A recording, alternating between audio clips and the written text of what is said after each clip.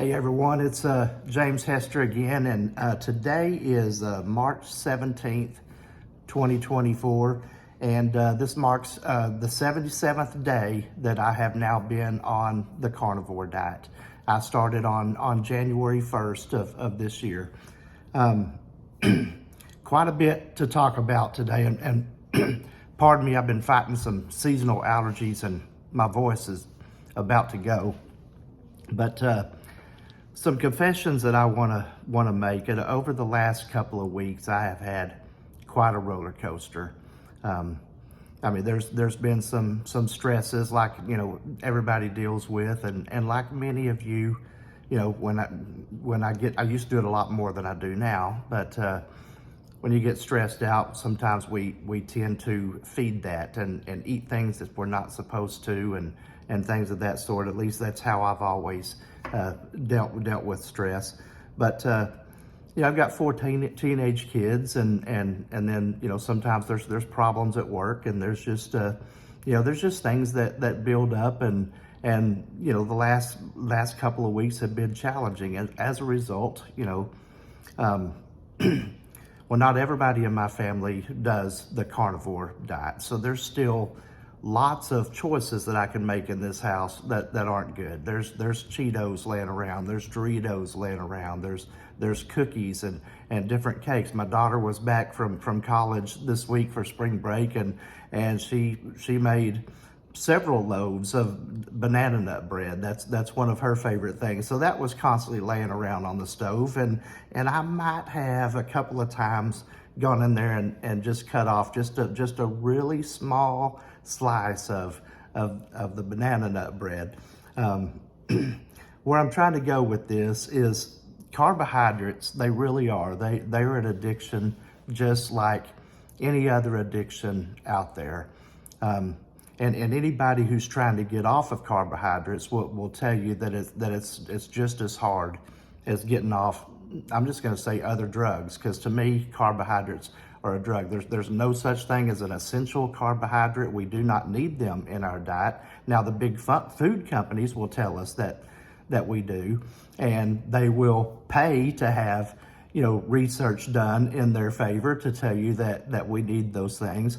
But the truth of the matter is there's no data out there at all that shows that there's a such thing as an essential carbohydrate.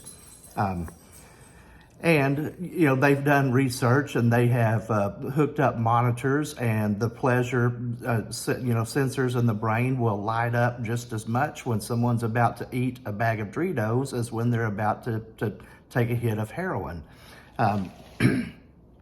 They'll light up like a Christmas tree.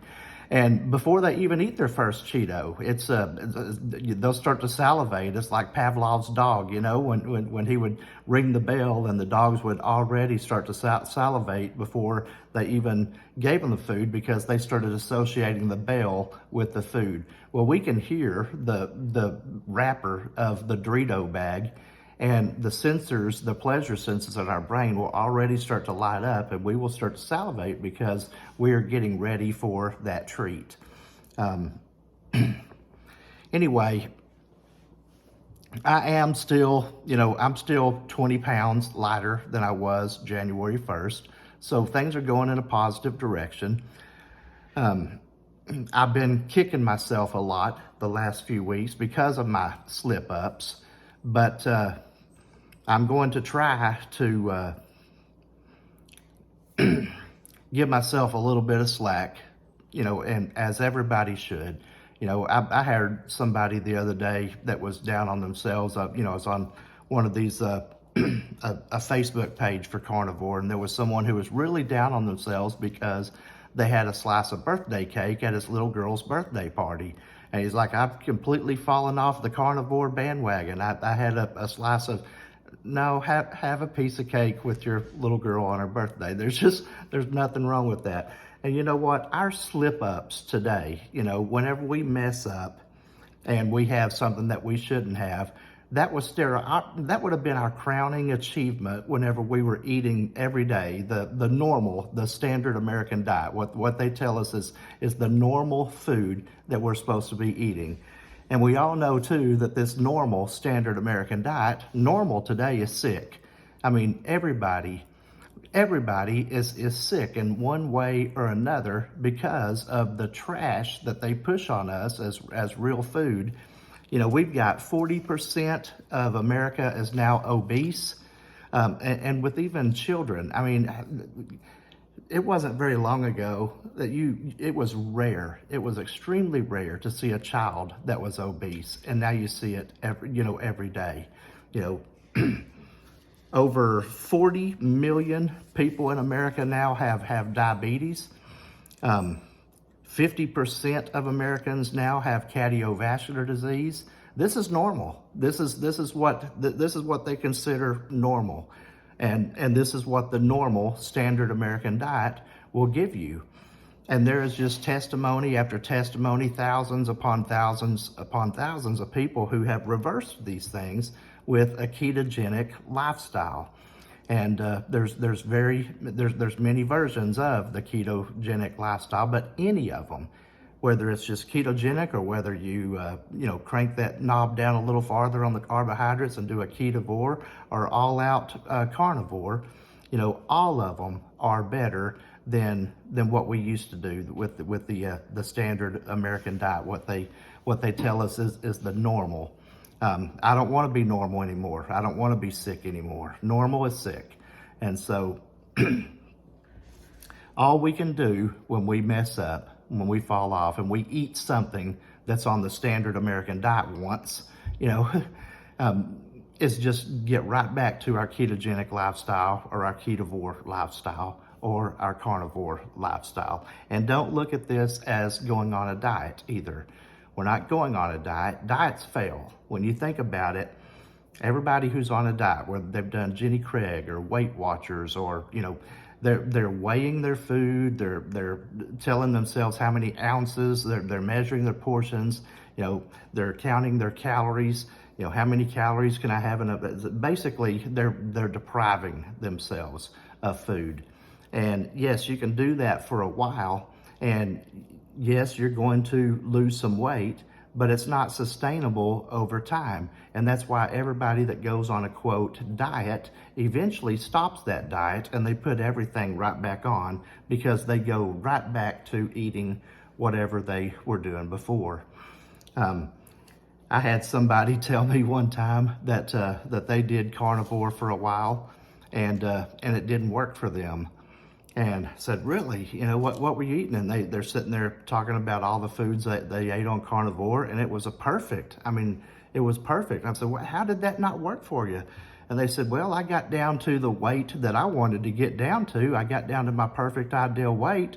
And so I stopped doing the carnivore diet and I started eating my regular foods again, and all of my weight came back on. It's like, well, why in the world would you when you found something that really worked for you? Why would you turn around and just purposely go back to what you used to do? And so there's people out there that think that you just do this for a short amount of time, get to the weight that you want to get to, and then, hey, I'm done. Now I can eat Cracker Jacks and Life cereal and fruit. Go down the cereal aisle and load up with Pop-Tarts and anyway. So this is a life. It's a life. This is my diet. I'm not on a diet. I'm not going on a diet. This is my diet. And it will be for the rest of my life. Some form of ketogenic, whether I stay, 100% carnivore, I think I will, because I've had the most results with this over anything that I've tried.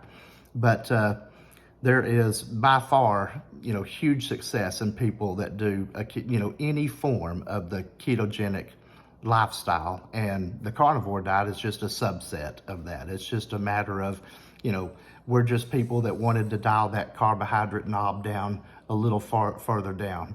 And I'm still planning on putting a video out explaining all the differences between all of the different variations of the ketogenic diets out there, so that people can pick and choose and see which one that they think is best for them.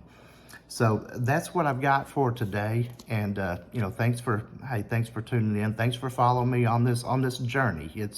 And again, it is a journey. It's a lifestyle. And thanks for being there, you know, for me each week. And I look forward to talking to you again next week. Thank you. Bye-bye.